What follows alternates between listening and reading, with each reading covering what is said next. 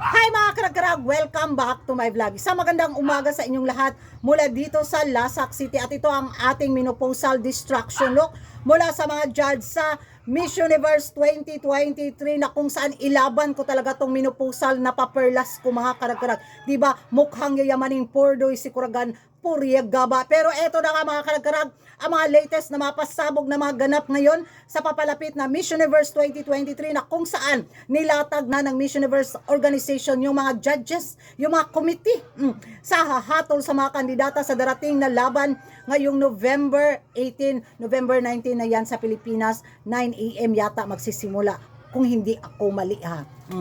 Pasa, pinangakol ko sa ipaak ng koglamok.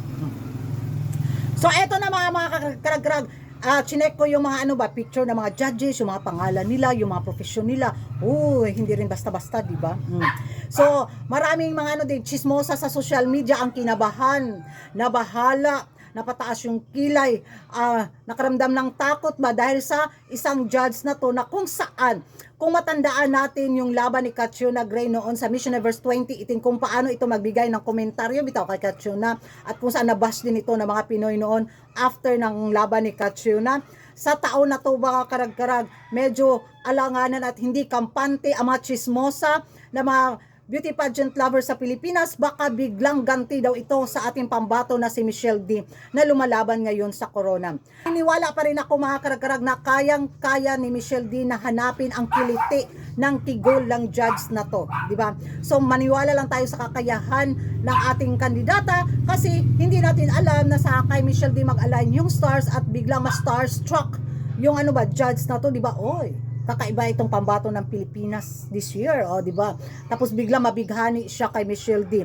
Lalo na nito pag malatag ni Michelle D yung advokasya niya sa harapan ng judge na to na ay high caliber, di ba? Alta ang pambato ng Pilipinas sa taon na to. Bigyan niya ng malaking score si Michelle D, di ba? At mapamahal siya kay Michelle D mga karag-karag. So wag na natin bigyan ng negatibong komento ang isa sa mga judge na to dahil sa mga nakaraang taon na lumalaban yung kandidata natin kung paano ito magbigay ng komentaryo, di ba? So sa taon na to, baka na siya, kalmado na yung niya sa Pilipinas, di ba? Sa mga ibang judges mga karag-karag, siguro pantay-pantay sila sa pagbigay at paghatol sa mga kandidata. At happy ako at excited ako mga karag-karag kasi may mga lalaki na, may din, hindi na puro babae bitaw yung mga judges. So